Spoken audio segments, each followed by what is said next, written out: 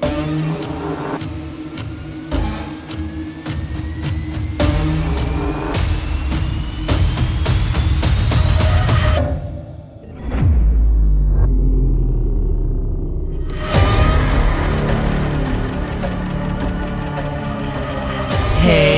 campers! Hey campers, welcome back to the one and only Camp Insomnia.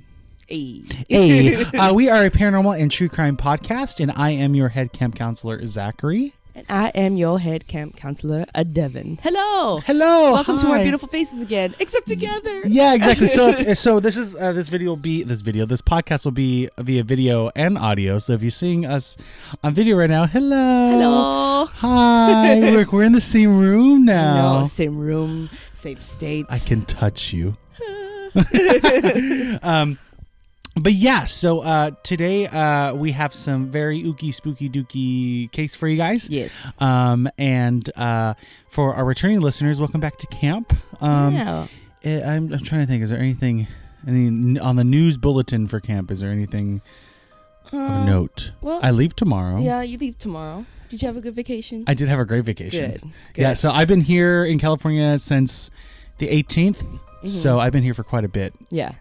Yeah. Yeah. No, it's been a good time. It's been my vacation too. So I was like, yeah. A little staycation. Little staycation. It was fun. With my best friend. Exactly. This morning we did get my COVID test, and then we got donuts. Yeah. Exactly. Yeah. It was good. Mm-hmm. It was tasty. It was. The ham and cheese croissant. Beautiful. Love it. Love it. All right. So I don't have any other news really. That's kind of like about it for me, at least. Yeah, no. Mm. Yeah. Oh, we did go to Hamburger Mary's last night. Oh, yeah. Yeah, it's went to a drag show, and that was so much fun. And I got to tip all the drag queens. Yes. And we went Camper Maria and Camper Ricky. Yeah, they came. We had a great time shaking our asses, you know. Shaking my ass. Wait, what is it? Hands on my knees, shaking ass, shake my ass. Wait, how does that lyric go? I don't know. Hands on my knees, shaking ass, shaking thighs on my ass. I don't know. Hands on my knees, shaking ass on my thighs, something like that. I don't know. Sure. We did a lot of that on the dance floor. Hell yeah, we did. A lot of hands on my knees, shaking my ass. Yeah, we had a lot of fun. That was really cool. It was really cool, and we had a lot to drink. Yeah. A lot of AMFs. If you don't know what AMF is, campers, that's an adios motherfucker. And it was pretty good. Drink responsibly. Drink responsibly. We were sober when we left, so we drove responsibly. We made sure we danced out all the alcohol. Yeah, before we kidding. left. But anyways, campers. So today I have a true crime story for everybody. I'm very, very excited. Yes. Before we gather around the campfire and do all that, I do want to put a disclaimer out there because. This is going to be a two-parter, and it's very intense. Okay. And it's very graphic. And I want to put a disclaimer out there for everybody listening because, things might trigger people. Yeah. So my disclaimer is, I have it written out. Devon and myself will be talking about very graphic images of rape and sexual assault. If this is a topic that is too much for you or might make you upset, please join us on a lighter episode. We love you guys. We really love you guys. We want to make sure we create a fun and safe space and entertaining space. And if this is something that will trigger you and will make you uncomfortable, then we don't want that. Just come back on a later episode when we talk about, I don't know, a Sasquatch or something. Yeah. But we love you guys. We want to make sure that, we keep things spooky and we don't want to trigger any of you. So with that disclaimer, I will gather you guys around the campfire. Everybody gather around. Oh my God. Gather around. Yes. So go ahead, grab your blankies, grab a buddy, snuggle up, get comfy. Okay, so I kind of know a slight background about this. So, tip for camp. Yes. Let's see. I mean, hint is a toy box. Literally? Uh-huh.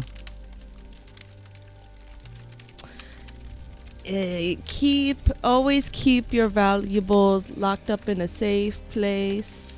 If you have a toy box. Lock up your toys, as you said. And child toys and adult toys. You don't imagine if your kid got into your adult toy box and was, Mom, look, a sword. And be like, you get away from that backpack. That black backpack, you stay away. You stay away. All right, campers. So to the ones that are sticking around, great. We're going to be talking about, well, I'm titling this The Toy Box Killer because that's who this killer is named, his infamous name. Yeah. And to the people that have not gotten the chance to leave quite yet to go to a later episode, I suggest doing it now before I crack into this. Because it's going to get really heavy. Here we go. So we're going to start getting into this. Try not to, I have my notes up on my screen, so hopefully try not to read the notes. No. I'm good. Okay. It's all good. Okay. I'm just chilling. I'm watching you. I'm watching you. I'm watching you. They're watching us. Oh, my God. Hello. Big brother? All right. So here's my note. So we're going to be talking about BDSM, right? So BDSM is fine when there are two consenting adults that want to get freaky, right, and do their own thing. I know it's a kink for a lot of people, and when two consenting adults are okay with it, it's fine. Yeah. But we're going to be talking about non-consenting adults, and them being forced to do it. Okay. In a very more sinister and disturbing form of BDSM. Okay. Than a pleasurable, enjoyable. Got it. Because there is a fine line when it comes to BDSM as it is. Yes, you definitely have to make sure you're doing safe play, taking care of each other. Exactly. Because you want to make sure you're creating a safe space for both y'all. As soon as it doesn't become a safe space, it's very triggering for people. Yeah. So I'm not against BDSM. People are into their own things. They love doing their own things with their partners, which is fine. Everybody has their own thing. And we're not trying to dog on anybody, but we're talking about BDSM being forced upon not okay. People. Yeah, it's not okay at all. Do you want to throw out there the acronym for the vanilla campers? Do you know what it stands for? BDSM? Safe. BDSM? I don't know. Bondage. Dominance or dominant, submissive, masochism. I feel like that's wrong. Look it up. Google. Yeah. I'm like, hold on. Google, because I don't even know what BDSM stands for. I just know there's like whips and and then you like that. Ow, it hurts, but I like it. Well, yeah, it falls under a big umbrella of kinks. Yeah. BDSM definition. BDSM definition of my kink. Oh my God, I can spell. So it stands for bondage, domination, submission, or it could be bondage, discipline, domination, submission, sadism, and masochism. But the main ones are bondage, domination, submission, masochism. So yeah, I was right. Yeah, so you're right. Okay, so now you campers know that's what BDSM stands for. Yes. All right, so we're going to crack into this. So the Toy Box Killer, this man, his name was Ray. Well, we're going to call him Ray. He liked to be called Ray. So Ray was born November 6th of 1939. Oh. Eons ago. He's old. Definitely, yeah. Yeah. Old man. So he was born in 1930 in Belen, New Mexico. David Parker Ray and his younger sister Peggy lived with their disciplinary grandfather. He was sporadically visited by his violent, alcoholic father, who would supply him with magazines depicting sadomasochistic torture pornography. Oh, wow. So exposed to it pretty early. Yeah, very young. Yeah. Here, son, let's not play fetch. Here's some porn. But people being whipped. And hurt. Jesus. So images would that you would see in many of these magazines are women being bound, beaten, and tortured. And they were like pretty fucked up, especially for a young kid. He would give these to Ray every time he was drunkenly around, and then started giving them. The youngest he gave him this porn mag was at the age of 5. Ooh, yeah, that's way too early. I wasn't like 13; it was 5 years old. Too early. Yeah, for sure. Yeah. So this would end up shaping his views on sex and women later on in life. Of course, yeah, because he's already being conditioned to it at such a young age. He's like, this is what it's supposed to start off with. Exactly. This is how adults make love. Yeah. So a couple years later at Mountaineer High School in Mountaineer, New Mexico, he was bullied by his peers for his shyness around girls. And the bullying didn't help bring him out of his shell because he was so shy. So just put him more into his shell. Yeah. Oh God, I got a burp. Okay, done. So around this time, his sister discovered his sadomasochistic drawings. as well as pornographic photographs of like bondage acts. And she was like, "Oh, it's normal," and didn't say anything. For a kid? Yeah, she was like, "Oh, it's normal." Tee. Not quite. Yeah. Ray was constantly being beaten and abused by his family and peers. He would often seek refuge in his journals. He would write very wild fantasies to become lost in. And, well, those fantasies are very sexual. And those fantasies involved raping, torturing, even murdering women. And this developed more in his teenage years. Oof. Yeah. Again, and then his sister saw it and was like, whatever. No, that's not normal. It's nothing. He's just a kid. He'll grow out of it. Yeah, that's what they all say. So after his sister found these drawings, like I said, didn't do anything about it. Fun fact, when Ray was older, this man, he would make a call to Viagra and ask customer service if this would help him achieve an erection without having to look at sadistic pornography and help him have sex with someone without having to hurt them. Oh my god. He just exposed himself. Yeah, honestly. And Viagra's like, I don't know if that's gonna happen, but you'll get a nice woody. Yeah. I don't know if it's gonna help you not want to beat a bitch to get off. Jesus. Yeah. So after completing high school, Ray worked as an auto mechanic, and then Ray joined the Army, where he received an honorable discharge from the United States Army, where his service also included work as a general mechanic. Hey, like you. Yeah. Oh wait, hold on. Don't be like Ray at the end of this, please, for the love of God.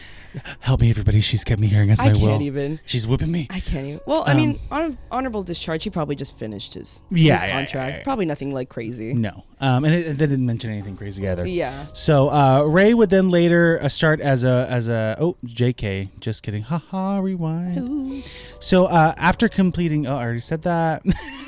Got this, buddy. So Ray was divorced 4 times. Oh, wow. Yeah, married a lot. He had 2 children, including his later accomplice, his own daughter, Jessie Ray. What the fuck? Yeah, and we'll talk about her later. Okay. But she becomes an accomplice to what he does. Wow. Yeah, his own daughter. Intense. Yeah. So Ray would then later start as a ranger in Elephant Butte State Park in New Mexico. He was known by his coworkers to be like super chill. He was a super fun guy. He was super charming. He was quiet, but like not too quiet. He was the guy that went like out of his way to do favors for people. He would throw like really intense parties, and people just loved him because he was so nice and so chill and so like amazing. Right, and that's usually always how it goes. Yeah. Oh my God, it couldn't have been him. He was so nice. And he bought me a car one time. You know what I mean? Fuck it. He would never butcher people. Yeah. Okay. You know, that's what they always say.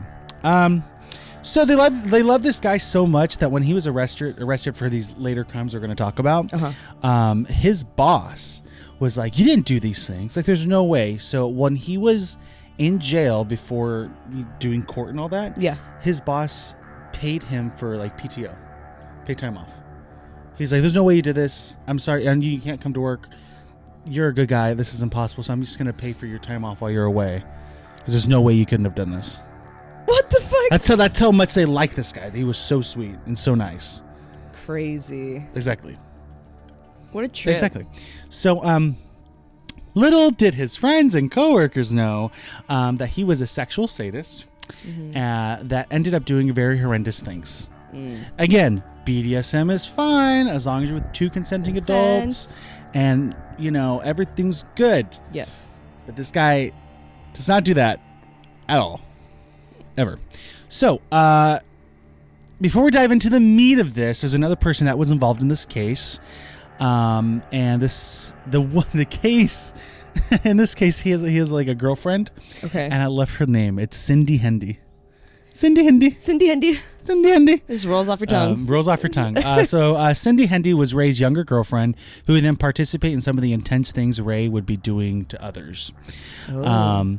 So Cindy Hendy grew up in a nightmare of a home. She was born February 16th of 1969 in Seattle, Washington. Ooh, a bit younger. Yeah. Bit younger yeah, way bit younger. Yeah. She was constantly ignored and overlooked by her obsessed beauty queen pageant mom. Cindy Hendy was and would never be in beauty pageants, but her mom would be. Her mom was very self-centered, like loathing. Okay. It's all about me. I'm the beauty pageant queen. You're there. Yeah. Gross. She ended up on the streets of Seattle at age 12. Wow. Because her mom got tired of taking care of her. She's like, bye. I got a life to live. I got a life. I have a beauty pageant to win. Figure it out. Bye. So she would eventually get into dealings with like dealing drugs on the street just to survive. During that time of her life, she would be in and out of very violent relationships with men. But due to all this violence and beatings that she would end up taking, she became a very, very strong woman. And Cindy like now was like pure muscle. Oh my God. Yeah, like you fuck with Cindy, she's gonna fuck you up. Well, she was tiny, but she was rock hard. She grew up on the streets, so she grew up on the streets. She had to take care of herself. Mm-hmm. So Cindy would then have a son at age 16, and then by her late 20s, she would then give birth to 2 more children, which were girls. So when her kids reached the ripe age of 10, she would then send her kids to go live with her grandparents. I forgot to mention this as well. Cindy was molested by her stepfather a lot. What, when she was living with them? Yeah. Okay. And then those are the grandparents that she sent her 2 10-year-olds to live with. The beauty pageant mom and the molester stepdad. Oh, got it. Grandparents. Yes, got it. Oh, Jesus Christ. Yeah, great choice. Yeah. Goodness gracious. Why the fuck? That's just stupid. Jesus. So in 1997, Cindy was 37 at the time, and she got caught selling cocaine to an undercover cop. She was ordered to take a drug course, but she didn't want to do that. And so she skipped out of town. She left Seattle and made her way to New Mexico. What a dumb bitch. Yeah, she's like, I got caught selling cocaine. I don't want to do all this like probation period. That's stupid. Cool, you got a warrant for your arrest now, probably. Yeah, more than likely. So she dipped. She went to New Mexico. And who lives in New Mexico? Oh boy, Ray. David Parker Ray. So she would then later get busted for a DUI. Oh my God. On her way there, and sentenced for 30 days in jail, and had 6 months probation, and had to fully commit to community service. I'm very surprised because she dipped out, didn't do what originally she was supposed to do, court ordered. Yeah, I guess. What the fuck? I don't know. This is the 90s. I guess they didn't give a fuck. Weird. But I mean, either way, she still had to serve time. Yeah, exactly. So by this time in her life, she had become a huge bar rat and a cocaine addict. Oh. Yeah. So she would then later get... Oh, I already said that. Where did Cindy do community service in New Mexico? Well, no other place than Elephant Butte State Park. Okay. Which is where David Ray Parker worked. Okay. This is how they met. Okay. Right? So this is how they would meet and then later become besties and regulars at a bar in town called the Blue Water Saloon. This bar was a very well-known bar in town where many park rangers would visit as well as many locals. So the two hit it off. Not in the sense of like, wow, we like alcohol and we like each other's company, but they both share the same interest in BDSM. So they're like, ooh, you like it? Ooh, I like it too. Ooh, cool, we're besties. Got it. Okay. We like the kinky shit. Woohoo. So the two become inseparable, and it was a love story for the ages. We found love in a hopeless place. I love it. The microphones and everything. Right? So in January 1999, Cindy would then move into Ray's house of horrors. Oh, God. Cindy would only live with Ray for 8 months, but her involvement in this is very important. Because in these 8 months, they did insane shit. I was going to say, that's not a very long... That's not even a fucking year.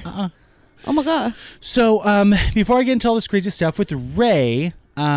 the authorities believe he had been doing these acts of intense sadism and murdering people for more than 40 years. What? 40 years. And during that time, they believe he had tortured and murdered up to 40 to 60 women. Oh, my God. Oh, my God. Oh, my God. Yeah. Told you, it's intense. Oh, jeez. Oh, and I haven't even gotten into really like what he did yet. Oh, my God. Wait until I get into that. I'm just leaving you to speculate. That's scary that they can figure that out, though. Mm-hmm. You know, that's how good he was. Well, then, too, he kind of talks about it. He's like, I've been doing this since I was a teenager. Exactly. Jesus. And then I'll mention this later, but he also has journals. Because he would write all the time. Oh, my God. So why did the authorities make that assumption? Well, like I just said, he kept very detailed diaries about everything that he did. His diaries would detail when, where, and what time these kidnappings would take place. Oh my God. Because he would kidnap women. He would also have detailed descriptions of the women and how long they would be, quote unquote, staying with him in his house of horrors, and just how he would perform the torture on them. What is it about these people that do these things and keep record of it? That's what I don't understand. You know why? Because they like to relive it. Oh, I remember this victim. Like, oh, it was great. These and mementos memories. and stuff. Yeah. I hate that. But then he gets kind of smart. I mentioned, and I'll get into that later. Okay. A lot of stuff is going to make sense later. Okay. So the one thing that sucks in this case is that the murdered women's bodies were never found due to the simple fact that he wouldn't say, nor did he write it down in his diary. Also, the woman that escaped would never come forward, and we will get into a bit as to why. Okay. So also just food for thought. He lived next to one of the largest man-made lakes in the area, and also a huge, large expanse of desert. Oh, like massive. So he had opportunity to hide whatever he needed to. And he also worked in what? A state park. And we already know a little bit of history on state parks. People go missing there all the time. Yep. It was massive. So so also he was a drifter. So he did this in other places as well, not where he was living at the moment with Cindy. Okay. Yeah, because he was in New Mexico for all his life. Uh-huh. He moved around a bit, and that's when he did on-the-go murders. Got it. Okay. On the go. Well, you're not wrong. Yeah. So, and to this day, authorities have still not been able to find a single body. What? Yeah. So on March 22nd of 1999, which is really funny. I wanted to do this on March 22nd. I want to record this, but it's fine. It's a couple days later. So March 22nd, 1999, at 3:22 p.m., a 911 operator in Sierra County, New Mexico, received a weird call. Okay. It came from a resident in the area, but the caller wasn't responsive to the 911 operator on the call. Okay. So just like a butt dial. Yeah. So all the 911 operator could make out was some kind of weird fight that was happening on the other end of the line. The caller would then hang up, and then the 911 operator thought, that was kind of strange. Let me call back. Mm-hmm. Something's going on. I just have a feeling. Yeah. So the woman would then pick up. So she called back. Then a woman would pick up the phone, and she was very annoyed and seemed very out of breath. She told the dispatchers that she just accidentally butt dialed 911. Nothing to worry about. And the woman hung up. So the 911 operator was like, It's sus. A little sus. You know, I'm gonna dispatch a welfare check. Okay. To where the call was made. Uh-huh. So Deputy David Olston would then be sent out to 513 Bass Road, located in Elephant Butte, New Mexico. Okay. All right. So when Deputy Olston was on his way to the residence, meanwhile at the state park, two coworkers, Chris Degassi and Michael Lanford, heard that stuff was going down over the police radio that they have. Like, they got this really weird 911 call. Did you just hear that? Yeah. We should go help out. Mm-hmm. Okay. We're just state park rangers, but let's go help out. Yeah. We're bored. So they get in their car and they set off to help Deputy Olston for assistance with this welfare check. So when the two made it halfway to the residence, they see a woman on the side of the road waving them down, standing next to her car. So they pull off, and when they reached their car window, she was very bothered and flustered, and then she would say, "I just saw a naked woman covered in blood with the chain around her neck running down the road." Holy shit. Right? So the two men are like, what the fuck? So the two men stay put, and then they tell police that, we'll get in contact with the police. They'll be on their way to take your statement and, figure whatever out. Yeah. So the two would then go out to the property where the call was made and look for, on the way, see maybe if they could find this naked, bloody woman with a chain around her neck. Mm-hmm. That was just, so disturbing to see. Yeah. So when they arrived at the house was sitting behind a metal chain link fence with a "Beware of Dogs" sign on the front, a wooden sign that said David P. Ray, 513 Bass Road. So this is David Ray Parker's house, right? Our main suspect or killer. So the house itself was horrifying. It looked more like a creepy large shed than anything. It was a single-story home with a flat metal roof, and the walls on the outside were sunburnt and decaying from sun exposure. Piles of garbage and loose auto parts from cars just strewn all over the front and back and sides of the home. Old sheds could be seen, as well as abandoned boats and cars all over the property. And I put on here think of a house of 1,000 corpses. Literally what I was just thinking, or Bubba's house, kind just, of vibey. Yeah, just very dingy, hoardy kind of looking. Just yeah. You if your car breaks down the side of the road and that's the only house for miles, you're like, I don't want to knock out that house. I'm gonna walk. Yeah, I'm gonna walk. I rather die in the desert. Yeah, something. Yeah. So when Degassi and Lanford knocked on the door, no one answered. Just then, they received another 911 call that came through on the police scanner of a woman running naked, covered in blood, with the chain around her neck on the side of the road in the same area. Oh. So they got another person witnessing this. Yeah. So that's so weird. Like, what the fuck? So, Deputy Olston arrives at the residence. Degassi and Lanford tell him that no one is answering, to which Olson says, well, someone from inside called, so someone has to be here. Exactly. So soon Sierra County sheriffs would arrive, and they decided to search the outside of the home. They did enter the home without a warrant, but they did have probable cause to enter the home to see if anyone needed assistance, because it's a welfare check. Yeah, I was going to say welfare check, so at that point it doesn't matter. Exactly. So they couldn't do a full proper search, but no one was home. It's just kind of like, hello, yeah, they're poking their head in. Is everyone they can't really touch anything. Yeah. But when they were inside, they did notice very strange things inside the home. Mm-hmm. So all the windows were completely blacked out. The living room was very filthy and trash everywhere, so hoarder style, right? Yeah.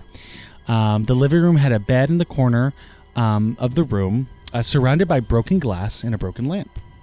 Oh. So bed in the corner of the room, surrounded by glass. The mattress was completely stained in blood. Oh, God. And a bloody ice pick was laying next to the mattress. Oh, what the fuck? Yeah. Oh, God. So on each corner of the mattress, there were padded shackles that, if applied to someone, would keep them spread eagle on the mattress. Okay. Yeah. So above the bed, there was a pulley system with meat hooks and chains to lift someone up, and a large coffin-shaped box lying against the wall next to the mattress.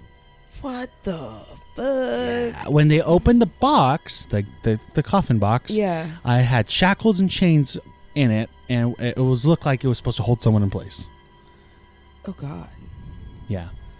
They would also find a cork board, and on it were a bunch of hanging torture devices, and most of them looked man-made.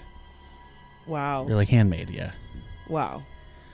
It's very like, what the fuck? Yeah. Like, what did I just walk into? Like what we were saying, no kink shame, but just knowing that what he's doing is literally torture. Literally fucking torture. Yeah. This is horrible. Oh, yeah. So, they went to another bedroom, and they found another mattress with tons of chains and hooks and a pulley system hanging above it. The walls were covered in disturbing pornography mixed with drawings of women being tortured. There was a dresser in this room that was filled with terrifying stuff. Pliers, scissors, clamps, clips, muzzles, various DIY torture sex devices and toys. My God, just a plethora of everything. Everything, yeah. So, as this is being discovered, another 911 call is made by a woman who says, I'm calling for a young lady who just ran into my house. She says she's been raped. She has a chain on her. Since someone ran away. This lady is naked, and she says she's been held for 3 days. Oh my God! Someone's been holding her for 3 days. Well, damn. She's like, funny and not funny. Like, finally getting somewhere, and then the last call is like, hey, this lady. This lady burst into my house. Yeah. Blood, chain around her neck. Says she's been kidnapped and held for 3 days. They couldn't catch up to her, so finally she settled because somewhere. Because then too, they're being busy scouting out this welfare check. Yeah. For this weird ass house. Yeah. So, Sierra County. Peter Berkowitz responded to the 911 call, and when he arrived to the woman's house, the woman's husband Donald said that this random bloody naked woman came just bashing through the door, begging for help. The woman Darlene, the one who made the call, was trying her best to like calm down the bloody woman. Yeah. Like, it's okay. Like, I don't know what's going on, but like you're calm safe, down. You're safe, right? Okay. When the woman, the bloody woman, saw the police officer, she burst out of the home wearing a pink robe that they gave her, and she fell into the arms of the officer. Right? Oh my God. The officer stated that she noticed she was bruised, beaten, cut, stabbed all over her body. Oh my God. She also had a metal collar around her neck that was closed with a padlock, and a chain that dangled from it at about 5 feet long. Holy shit. Yeah. The woman kept screaming to the officer, please don't let them get me. Oh my God. Please don't let them. Yeah, them get me. Yeah, and the chain was like a thick, like, collar-like chain, like 5 inches. Oh my God. Yeah. Poor girl. Right? So the woman would then be identified as 22 Cynthia Vigil. She ended up being the last known survivor of David Parker Ray and his 39-year-old girlfriend, Cindy Hendy. Wow. Yeah. So what is she she is the only survivor that we know? Only. That we know of right now.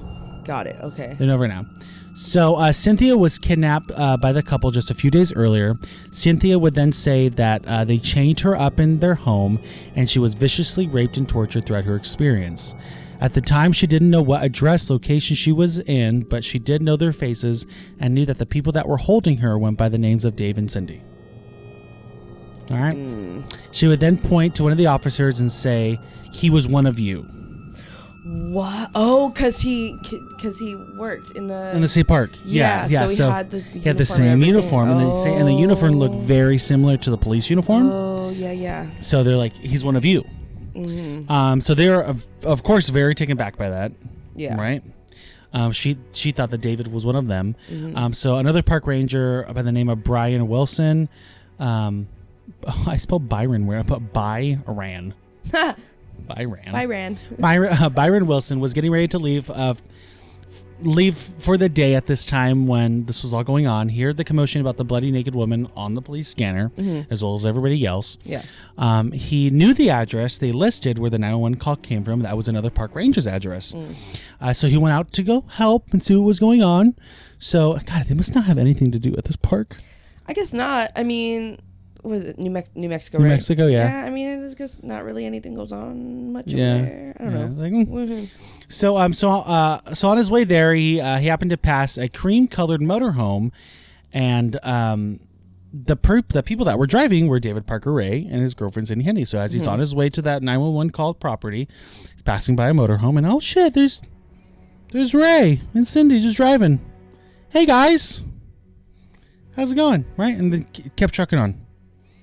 Because at this point, he doesn't know about what this bloody woman had said, right? So they both exchanged like a friendly wave. He sped on. When the officer got to the residence, he realized it was David's home and told everyone, I just passed him on the way here. Oh, I just saw him. This is his house. I just passed him. Right? So then they were like, holy shit, he's probably fleeing. He's running. Oh. Yeah.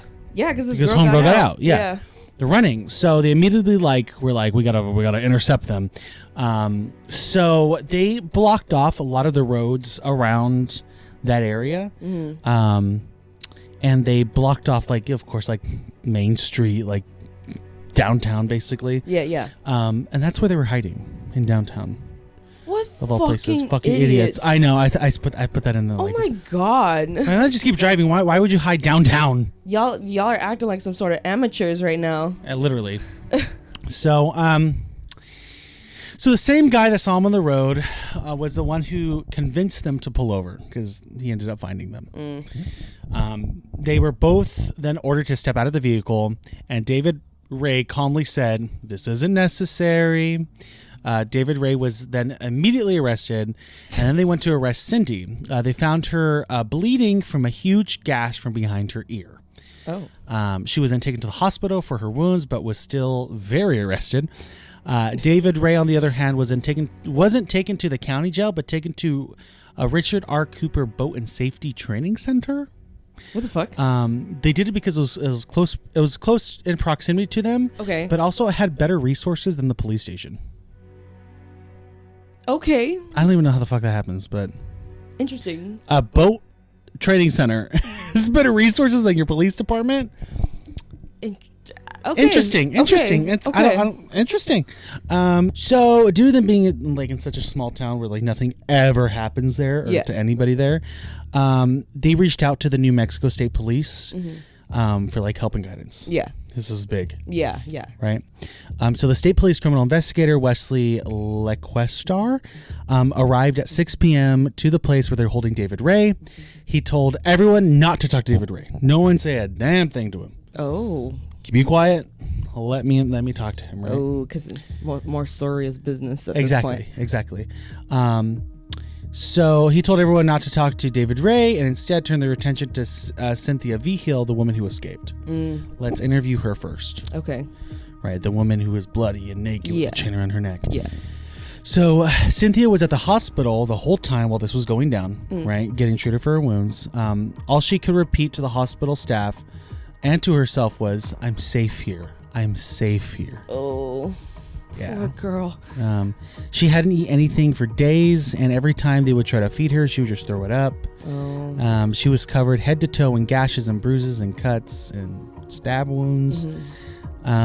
She had tons of external injuries, such as burns, puncture wounds, whips, slashes, but none of them were fatal. Thank God. Oh, wow. The collar was one of the things that was like giving her the most pain around her neck, because it was huge, it was massive, it was heavy, and had a 5-foot chain on it.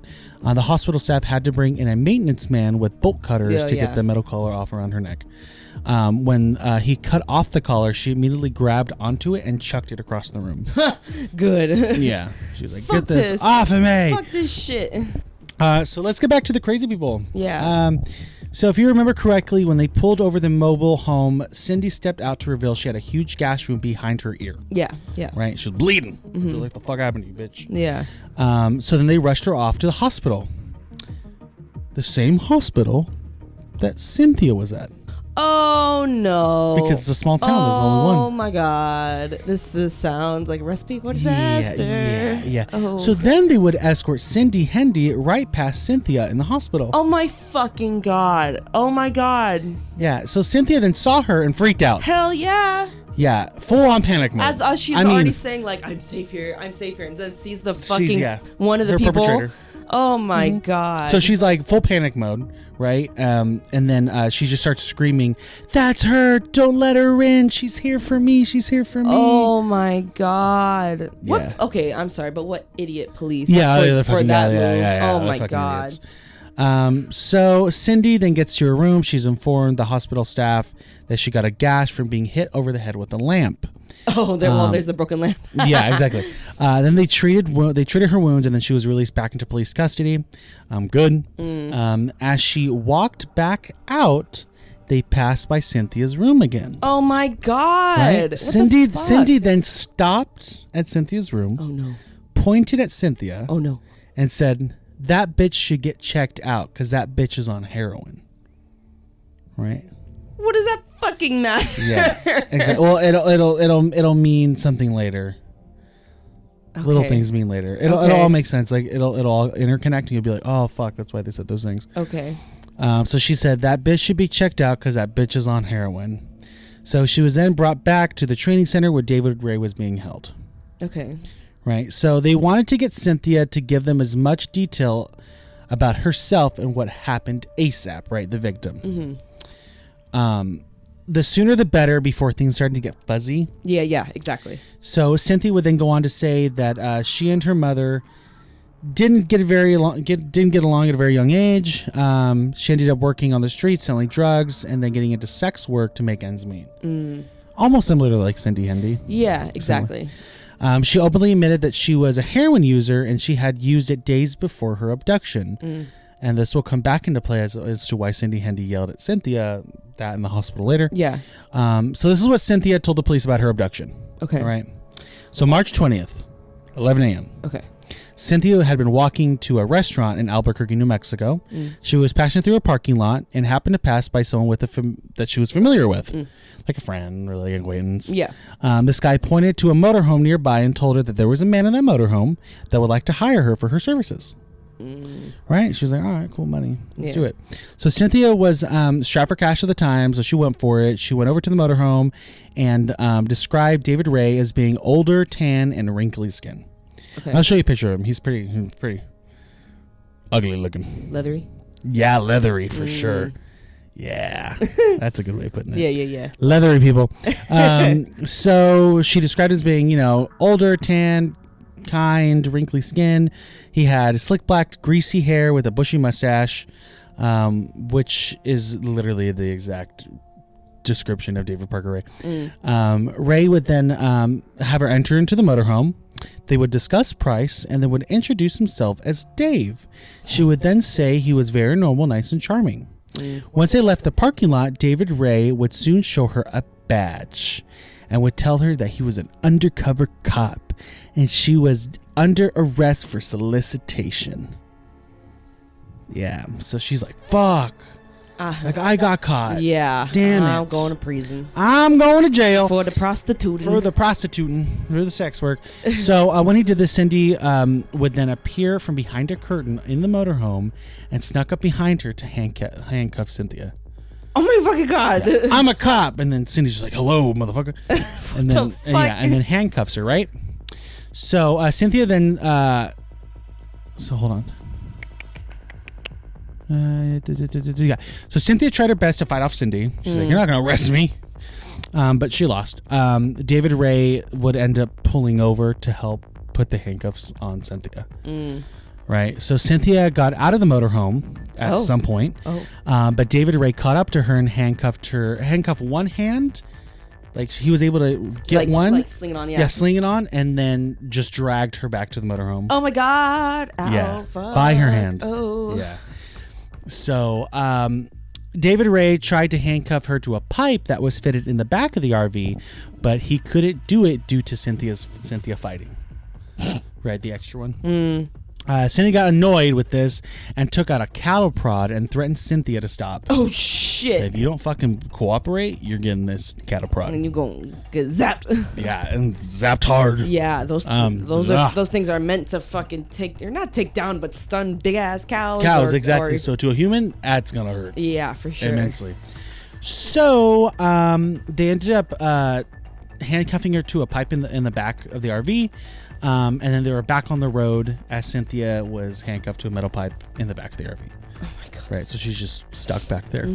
So Cynthia would not stop fighting though. Right. So once things had like calmed down in the RV as they were driving, she noticed that the screws on the pipe were loose. Oh. So she started to slowly turn them with her fingers. Oh, wow. Right. The little bolts. Yeah. She was able to slip off the pipe. And just as she slipped off the pipe, right? Yeah. The handcuff off the pipe, the RV made a stop because it hit a light. Oh no! She wasn't expecting that, so she flew forward. Oh no! To make a noise. Oh no! And so David Parker Ray and Cindy were like, "What was that noise? Let's go check it out." Yeah. And then they saw that she had got out of her restraint. God damn it! Yeah. So this alerted Cindy to get out of the cattle prod again, and was like, "If you don't comply, you're gonna get this cattle prod." Right. So, Oof.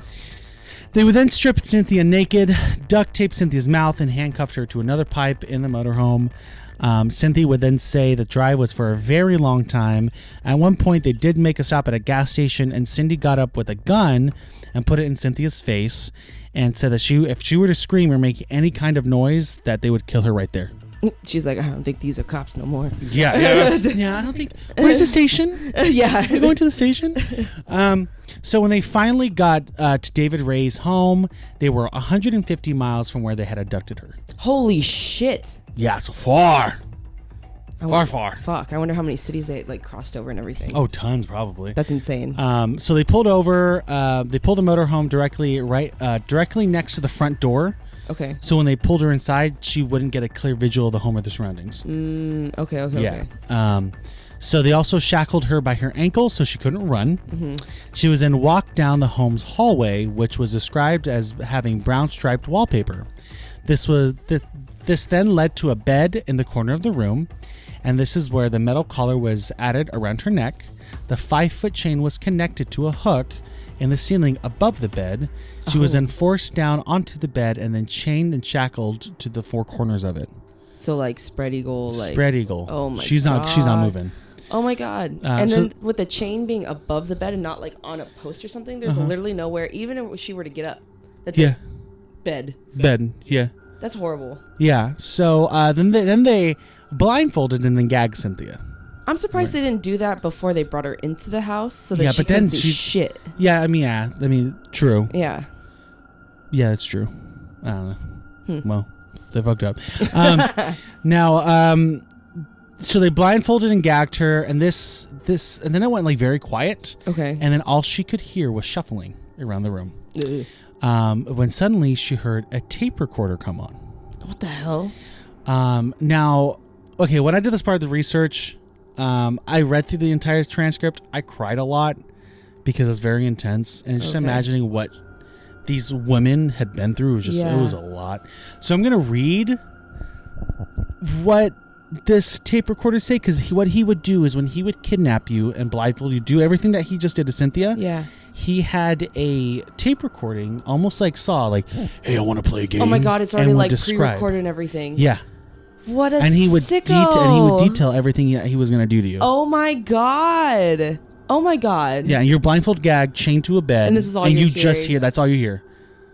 Oh my God, it is like Saw. Yeah. Oh hell no. So here it's quite a lot. Look. Oh my God. Yeah. So I'm gonna read. If you guys wanna, it's long. It's like 40 pages long. It's hella long. So if you guys want to read it, you're more than welcome to look it up on Google. I'm gonna leave that up to you. I just go to Google and type in "toy box killer tape recording." But here is like the very beginning. Okay. Of the tape, and I'm gonna read it to you. Okay. Okay. This I'll read with you. Okay. I'm like interested. Hello there, bitch. Are you comfortable right now? I doubt it. Wrists and ankles chained, gagged, probably blindfolded. You are disoriented and scared. I would imagine. Perfectly normal. Under the circumstances. For a while at least, you need to get your shit together and listen to this tape. It is very relevant to your situation. I'm going to tell you in detail why you have been kidnapped, what's going to happen to you, and how long you'll be here. I don't know what the details of your capture, but because of this tape is being created in July 23rd of 1993, a general advisory tape for future female captives. Holy shit! Yeah. Oh my God! He And made this it is that and this long is ago. yeah, and this is by the way 1999. Now. Oh my God! Okay. Yeah, he made this in 1993. And it just revises it here and there. Yeah. Oh my God! That's the last time he updated it was July 23rd of 1993. Wow. Yeah. So then, I want to read it all for you guys, but it's really, really long. But basically, he just talks about how she's not going to get the fuck out, and like one of it is like a part of it says it is relatively soundproof. The room that he puts them in, escape proof, and is completely stocked with devices and equipment to satisfy our sexual fantasies and deviations. There may or may not be another girl in the room. Occasionally, for variety, we like to keep two slaves at a time. In either case, as a new girl, you'll definitely be getting the most attention for a while. Now, as I said earlier, you're going to be kept like an animal. I guess I've been doing this too long. I've been raping bitches ever since I was old enough to jerk off and tie little girls' hands behind their back. As far as I'm concerned, you're a pretty nice piece of meat. To be used and exploited. I don't give a flying fuck about your mind or how you feel about the situation. You may be married, have a kid, or a boyfriend or a girlfriend, a job, a car maybe. Fuck it. I don't give a rat's ass about any of that, and I don't want to hear about it. Oh my God. Yeah, because it's, oh, please, like I have a family. Yeah, he's like, I don't give a fuck. Yeah, I don't give a fuck. This You're is for mine. me. Yeah, exactly. I could care less. I'm here to rape you and torture you. And there's nothing you can do about it. And he says that repeatedly. I'm going to rape and torture you, and there's nothing you're going to fucking do about it. Because you're chained. You're not going anywhere. Oh my God. This is it. And you're not in this alone. I have another slave. I like to keep two at a time sometimes. Okay, what he says next is really fucked up. Yeah, it's something they're going to have to deal with after I've turned you loose. Because sometimes he would turn people loose. I make it a point to never like a slave. And I fucking sure don't have any respect for you. Here your status is more than one of a fucking dog's or one of an animal out in the barn. Oh my God. Your only value is the fact that you have an attractive, usable body. Oh my God. And like the rest of our animals, you will be fed and watered, kept in good physical condition, kept reasonably clean, and allowed to use the toilet when necessary. In return, you're going to be used hard, especially during your first few days while you're new and fresh. You're going to be kept chained in a variety of different positions, usually with your legs and knees forced wide apart. Oh my God. So this is what he would play to every single victim, like right as he kidnapped them. That's fucking I can't even. I'm like slightly speechless. That's terrifying. Yeah. So it's super long recording. You guys, it's like some jigsaw shit. You guys can read it if you guys want. It's, and that's like just the easy part. Yeah. This is like the less insane part because there are parts in that recording where he tells in detail what he's going to do to these girls, to their their vaginas, their tits, like anal rape, like putting glass up there and shit. What the fuck? Oh my god. Oh my god. I love it. Oh, we're gonna keep your body in good condition. Shit. Good condition enough. So Cynthia would say that the way he talked, it didn't feel like it was his first time. Yeah. He knew what he was doing, and that he would kill me like the others. She was led into one room, and at some point, that room was filled with whips and other equipment. A lot of stuff in there was medical equipment. She was then hung by the chains in the ceiling and then raped repeatedly as she hung in the air. Then they used an old motor that was attached to her using clamps and cables that was used to administer electric shocks to her for extended periods of time. And it was so bad that she would pass out several times. So he took like a car motor, had like jumper cables on it, and then would attach it to their nipples or other parts of their body and just shock the fuck out of them. Wait, her being lifted up by chains, are they going, like, do you know if they're going through their skin, or like how is she being held up? Well, I know they mentioned like meat hooks, but a lot of times they wouldn't do that. It was like for show. Okay. But they would just like hang her by all fours. So imagine like you're like a dead bug in the sky. Yeah. Right. Okay. And then chain, leg, and they hoist her up. Got it. Okay, so nothing is like piercing her or anything like that. She's just shackled up. Yeah, she's just shackled up. Got it. Okay. Yeah. So she was passed several times. Mm-hmm. Cynthia would then say that they weren't actively sexually assaulting her, but they would bind her to the bed on all fours, hold on. They would bind her on the bed on all fours. Okay, sorry. So Cynthia said like they weren't actively like, it wasn't like constant all day kind of sexually assaulting her. Yeah. They would keep her bound to the bed on all fours sometimes, so instead of on her back, on all fours. Yeah. And she would just kind of crawl around with the chain around her neck while they sat on the couch and watched TV. Like a dog, like a pet. Oh, literally? Yeah. So, and these were the breaks. So when they would watch TV, this was the break. And sometimes the break would last 30 minutes to an hour. And then they just go back at it again. So during this ordeal, David Parker Ray took multiple photographs of everything, of the torture. He would also show Cynthia other photos of other women he had done this to. He's like, look, this one was from last week. This one was from a month ago. That's going to be you. Let's take some pictures, right? Jesus. Cynthia had woken up on March 22nd, the third day that she was there, because she was in and out of it. Yeah. She noticed that David Parker Ray was wearing his state park uniform, to which she had mistaken for a police uniform. Yeah. Before he left for work, he told Cynthia that when he came back, he had a surprise for her. And the surprise was his toy box. Okay. When I get back, I'm going to show you my little toy box. So David Parker Ray noticed how weak and feeble she was, so he removed all of her chains from the bed. But she was so, like, emaciated. Yeah, and I mean, like, haven't been eating. She's not going to do anything. She's not going to go anywhere. She's so weak. Yeah. She's not a threat. Right? That dumbass. Dumbass. So moved all the chains from the bed. So after he removed the restraints on her legs and arms, but not the chain that was connected around her neck, the collar, that chain was connected to the wall. Cynthia was then left alone with Cindy, to which Cindy was, all she did all day was watch TV and let Cynthia just like lay there on the bed. Yeah. Wasn't worried about it. So at one point at 3 p.m. that day, Cindy received a phone call. Cindy would then place the keys to Cynthia's restraints down on the coffee table. Okay. Cindy would then take her conversation on the phone into the other room. So Cynthia saw this as an opportunity to get the keys. Yeah. Right? So Cynthia reached out her leg and hooked it around the leg of the coffee table to bring it closer to her. Right? So she brought the table closer to her. She successfully did this without making a sound. She grabbed the keys, and instead of immediately unlocking the restraint, she paused and thought, like, Cindy could walk in at any moment. Right? She could walk in at any moment. So I need to be smart about this. I was going to say, she has to be smart about it. I got the keys. Yeah. So all I got to do is push the table back. Yeah. So Cynthia's slowly pushing the coffee table back to where it was. Yeah. So that Cindy wouldn't notice. But as soon as the coffee table was in place, her leg was still stretched out, and Cindy walked in. Oh, fuck. Okay. Yeah. So Cindy saw this and was pissed. She then drops the phone and then lunges on top of Cynthia. Okay. Cindy is trying to get the keys from Cynthia, right? Because she knows at this point she has the fucking keys. Yeah.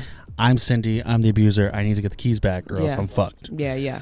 So Cynthia ended up putting up a really hard fight, and Cindy wasn't winning.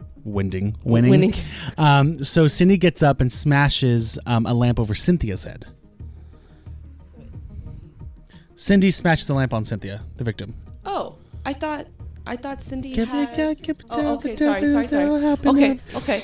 But this didn't phase Cynthia due to the adrenaline coursing through her. As they continued to wrestle, Cynthia got a hold of the phone and dialed 911. Oh, this would be the 911 operator that would hear I hear something, but it sounds like a fight, but I don't know what's going on. Got it. Okay. So Cindy went to go hang up the call. Cynthia grabbed an ice pick that was lying next to the bed and slashed Cindy on the back of the head with it. And that's how Cindy got the gash. So then why did she say at the hospital it was from a lamp? It's just her being stupid. Anyways, yeah, so Cynthia slashed her with the ice pick. Fuck you. Right? Okay. So hit her on the back of the head. With Cindy in a haze from being struck in the back of the head with an ice pick, Cynthia saw this as the perfect opportunity to unlock her restraints and run as fast as she could out of the house. This is my time. She's knocked down. Cynthia is now 150 miles from where she was kidnapped, right? She doesn't know where the fuck she's at. Yeah.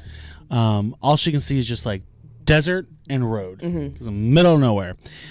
She eventually finds Donald and Darlene's mobile home, barges in, begging for help.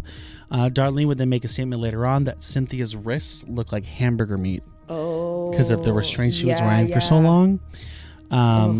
It's raw. So it's fully raw. Cynthia was just begging. I mean, just begging for them to take this collar off her neck. Take this off of me. But Darlene and her husband, Donald, were like, no, we don't want to tamper with evidence. We have to leave it on you. I'm sorry. They have a point. Yeah, no, they do have a point. She also had really long, black, beautiful hair, but it was just matted with blood by now. Oh. And she was just dirty all over. Her breasts were black and blue due to bruising and being zapped and clamps and whips. So when this was all going down, Cynthia was just terrified. She ended up hiding under their kitchen table. Didn't want to come out, and then Darlene went and grabbed her pink robe and put it around her because she was naked. It's I know you don't want to come out, but here, take this. This, at least cover yourself up. Yeah. So this whole confession was done by the criminal investigator Wesley LaQuestar.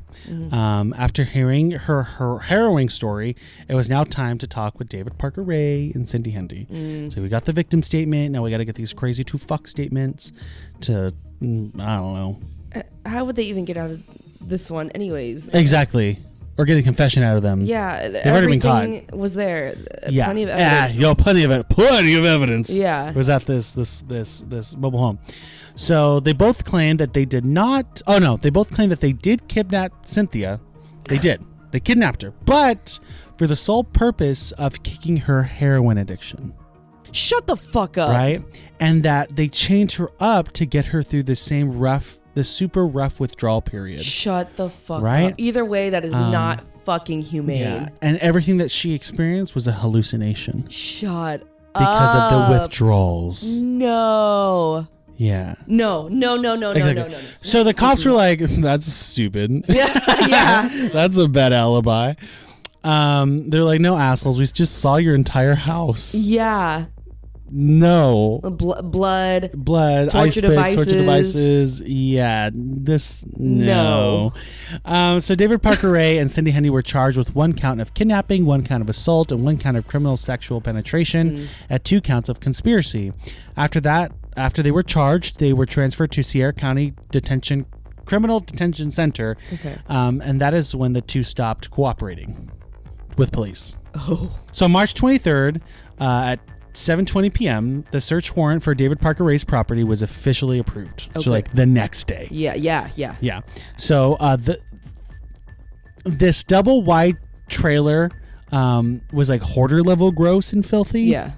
I mentioned that before. Yeah. It had a master bedroom, a smaller bedroom, a kitchen, living room, and bathroom. The clothing that Cynthia was wearing during the time of the kidnapping was found in one of the bedrooms.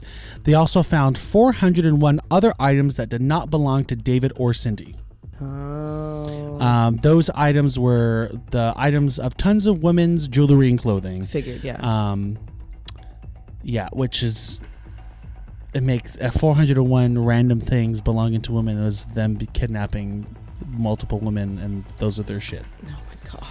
Yeah, like a collection of mementos and shit. If you go to the FBI website, you can see the whole collection. Really? Yeah, it's like rings, wallets, pictures, bracelets, a lot of like female stuff. Yeah. Yeah, it's wild. It's all logged. Or stuff that females owned or whatever. Yeah. So let's talk about the toy box. Because Cynthia luckily did not get the chance to go to the toy box. Remember? Because he's like, oh, when I come back after work, you get the toy box, and that's when she escaped. Got it. Okay, right? Yeah. So besides the home, there was a semi truck trailer, and a huge deadbolt was locked on the entrance of this trailer. Right. And once inside, they found a trailer full of horrors. And here are some pictures. That's kind of like what it looks like on the inside. Devon's looking at the picture. So, dildos. What is that like? Like different. Oh, a chair with restraints. What else? Some of this stuff is hard to kind of make out what it is. Looks like a lot of just stuff to fuck her up for sure. Yeah. But a lot of restraints, PPs, stuff like that. Yeah. So this was David Parker, and I'll put the picture up on Instagram, you guys. So this semi-truck trailer, this was David Ray Parker's infamous toy box, is what he called it. When you walked into the trailer, there were two large signs that read Satan's Den and the Bondage Room. In the middle of the room, there was a homemade black gynecologist chair. Because you can also see the stirrup. Yeah, the stirrup, exactly. It had stirrups, cables with electrodes, and straps all over the chair. It was on a small track to allow the chair to move forwards and backwards at ease. What the fuck? To adjust. To adjust, yeah. And above the ceiling was a large mirror so the victim could see what was happening to them. Oh my fucking god. Oh my god. All around the trailer were various methods of torture that David Parker Ray would choose from. They were leg spreaders, branding irons, leather belts, clamps, paddles, sandpaper, saw blades, needles, suction cups, forceps, whips, speculums, which is a tool that is used in pap smears. Several used needles, a bottle filled with ammonia and chloroform, sex toys made out of wooden, metal, and plastic, all handmade by David Parker Ray, and a 15-inch motorized dildo that was attached to a motor that has 3 levels: buzzer, light, and probe. It also had ropes, pulleys, and chains that could also be found. And in one corner of the room was a wooden device that was handmade that would forcibly bend a victim over to rape them. A medical book on anatomy and porn magazines, lipstick, mouthwash, perfume, shampoo, and body lotion was found. A cork board was displayed showing other women being tortured, as well as drawings and fantasies done by David Parker Ray himself. I know what you heard earlier when you were researching made you emotional. That kind of got me. Yeah. Because I can't even imagine. It's a trailer of horror. It really is. And these women are going in there and they're seeing all this stuff and everything that's going to be done to them, and they can see what's being. Yeah. It makes you want to cry. I'm kind of crying right now. Yeah. No, it's fucked. That's what you see. And a lot of these girls did not make it out. I'm crying. Yeah. It's fucked up. Wow. Yeah, I told you. Damn. Yeah. Okay, we're both crying. I don't know if you guys are seeing us on camera. Oh my god. Wow. That's intense. Yeah. These fucking poor women.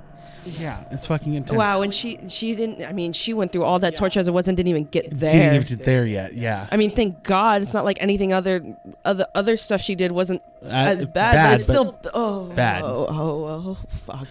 So along the walls, like I said, were several images of medical dissections and ways of torture. One drawer opened up to reveal a large metal slab like the ones you find in a morgue. Oh God. Also, an instructional sheet on how to use a mechanized tool to do irreparable damage to a woman's breast. Yeah. What? This is what the instructions said. This process is very painful, and due to the constant motion, the body will adjust to the pain. During the operation, the subject must remain in extremely painful duress. Yeah. Above this, it also said lure of Satanism. He also placed 2 fake skulls on a nearby shelf that had candles in them. Hanging on the wall was a long black robe with a red cape and a Barbie doll wrapped in chains. I thought I saw that in the picture. Yeah. A clipboard with with a list of names, and attached to that was another piece of paper, but filled with encouraging words to himself. Oh my God. So this is what his little mood board, encouraging words he wrote to himself said. Okay. Remember, a woman will do or say anything to get loose. They will kick, bite, scratch, offer money, scream, offer sex, threaten, lie, wait for an opportunity. Standard excuses are sob stories: menstruating, pregnant, venereal disease, AIDS, sick, kids with a babysitter, have to work, a sick baby, a sick parent, claustrophobia, missed by husband or friend, bad heart, can't miss school. Don't let her get to you.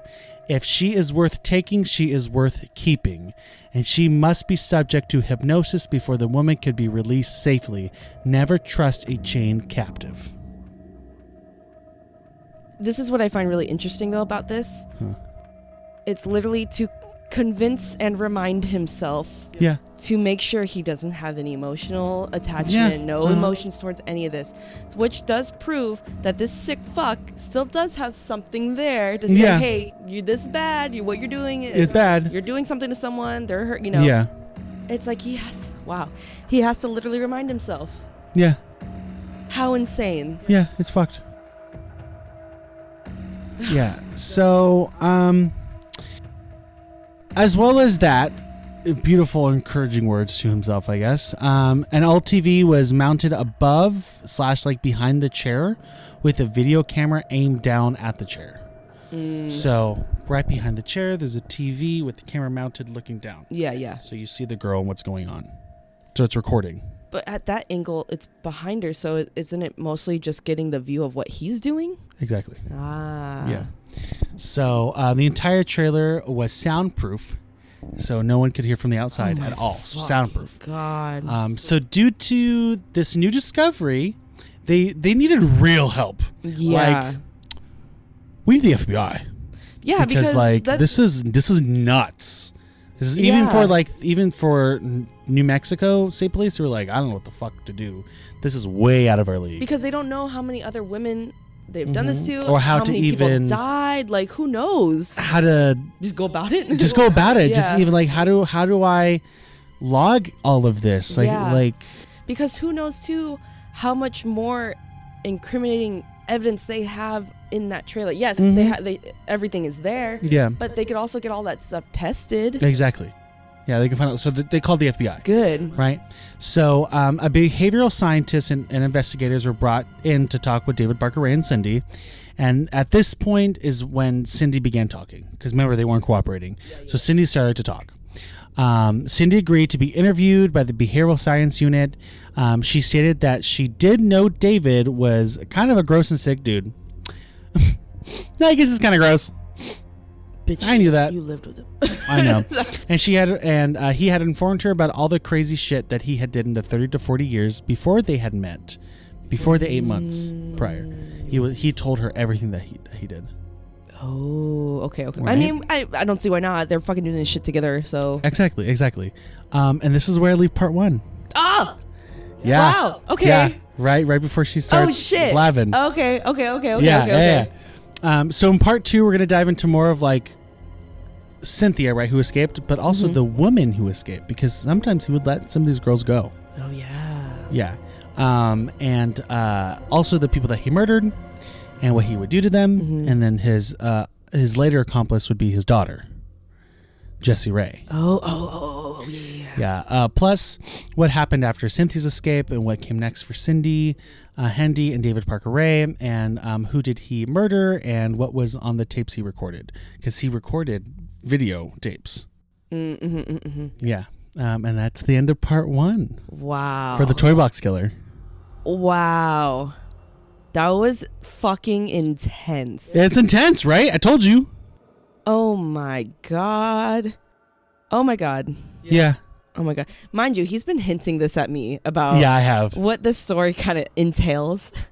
And Yeah. I work at a retail store that maybe sells some of this stuff for consensual play. Consensual play, yeah. And when we walked in, he's like, "This is gonna be about what it is." This Yeah. thing around there. I'm like, You're like, what? Wait, Yeah. what are we getting What are you into right talking about? now? Yeah. So to hear it all kind of play out again, oh, my curtain. The curtain's attacking me. The curtain's attacking me. Excited for part 2. But to hear it play out, oh my God. That's nuts. Oh my God. And I'm assuming we're going to hear about some of these women that actually got into the toy box. Mm-hmm. Oh my fucking God. Okay. And what he did, because he did a lot. 30, 40 years, baby. Yeah. So campers, I hope I come back for part 2. Part 1 is very intense. Yeah. And if you survived it and you cried with us, thank you for crying with us. Yeah. You are not alone. You're not alone. Trust me, you're not alone. These poor women, they really went through a lot, and it's just, I just can't imagine. I can't. No. I don't want to. No. But we are gonna bring you a joke to make it all better, I guess. Make me laugh a little bit. Yeah, make them laugh, make them laugh. We're gonna put on, I don't know, dubstep. Sure. What kind Okay. of dubstep? I don't know. I'll just find something. Okay. Some kind of dubstep. All right, be right back.